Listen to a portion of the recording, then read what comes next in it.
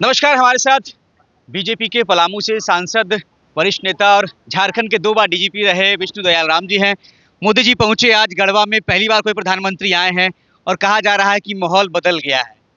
हाँ, बिल्कुल माहौल बदल गया है और एक नई ऊर्जा का संचार हुआ है। नए उत्साह उमंग के साथ हम सभी जनता के पास जाने वाले हैं, घर घर जाने वाले हैं, भारतीय जनता पार्टी की नीतियों और सिद्धांतों को बताने वाले हैं, मोदी जी की गारंटी को बताने वाले हैं और भारतीय जनता पार्टी के द्वारा जो संकल्प पत्र जारी किया गया है जिसमें 25 वायदे किए गए हैं, उन वायदों को भी हम जनता के बीच लेकर जाने वाले हैं।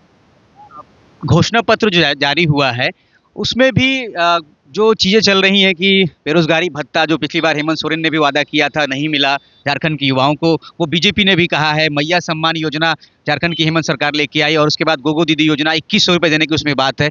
तो ये सारी चीज़ें लग रहा है कि एक जैसी ही कहीं ना कहीं कॉम्पिटिशन चल रहा है। देखिए, बीजेपी के द्वारा जो घोषणाएं की जाती हैं और झारखंड मुक्ति मोर्चा के द्वारा जो घोषणाएं की जाती है उसमें ज़मीन आसमान का अंतर है। भाजपा के द्वारा जो घोषणाएं की जाती है उन पर अमल किया जाता है। मोदी जी की गारंटी वाली वो घोषणाएं होती हैं। उन घोषणाओं को आप दूसरे राज्यों में उठा करके देखें, महाराष्ट्र में देखें, गुजरात में देखें, जो उड़ीसा में घोषणाएं जो धरातल पर उतरी हैं उनको देखें, तो निश्चित रूप से ये कहा जा सकता है कि भारतीय जनता पार्टी की कथनी और करने में कोई फ़र्क नहीं है। यदि भारतीय जनता पार्टी के घोषणा पत्र में या संकल्प पत्र में कहा गया है कि हम अमुक कार्य को करेंगे, तो भारतीय जनता पार्टी निश्चित रूप से वो कार्य करेगी।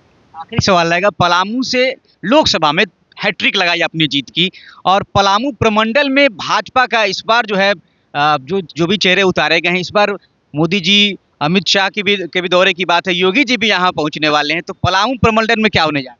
ये भारतीय जनता पार्टी के सभी वरिष्ठ नेताओं का कार्यक्रम लगा हुआ है। अमित शाह जी का भी कार्यक्रम लगेगा, योगी जी का भी कार्यक्रम लगेगा।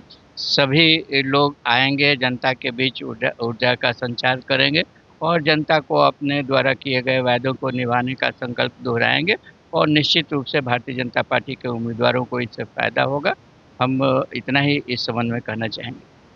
हेमंत जी कह रहे हैं, हेमंत सोरेन मुख्यमंत्री ने कहा कि जेल गए वो, ये 5 महीने वो जेल में जो गए थे, तो उसको लेकर उन्होंने पोस्ट किया था पिछले दिनों, सोशल मीडिया पे बड़ा वायरल हुआ कि इस बार जेल का जवाब हम जीत से देंगे। देखिए, कभी तो वो कहते हैं कि हमको भारतीय जनता पार्टी ने जेल भेज दिया जिससे हम विकास का कार्य पूरा नहीं कर सके, जनता के समक्ष किए गए वादों को पूरा नहीं कर सके। तो 5 महीना मान लीजिए वो जेल में रहे, बाकी दिन तो बाहर रहे। क्या 4.5 साल का समय काफ़ी नहीं होता है वादा जो किया गया है उसको निभाने के लिए, उसको धरातल पर उतारने के लिए? और दूसरी बात ये है कि जेल वही जाता है ना जिसके विरुद्ध कोई साक्ष्य पाया जाता है। जिनके भी विरुद्ध साक्ष्य पाया जाएगा वो जेल जा सकते हैं, उनके विरुद्ध यदि मुकदमा दर्ज होगा। हमें ही वोट देना बेटी, इस बार नौकरी में 60% का महिला आरक्षण देंगे। पैसा पिछली बार भी जेएमएम वालों ने 50% का वादा किया था, हमको तो मिला नहीं। और आपको? हमें तो नहीं मिला, आपको मिला क्या? इन महिलाओं को तो नौकरी में 50% आरक्षण नहीं मिला, आपको मिला क्या? TheFollowUp.in. Like, share and subscribe. www.thefollowup.in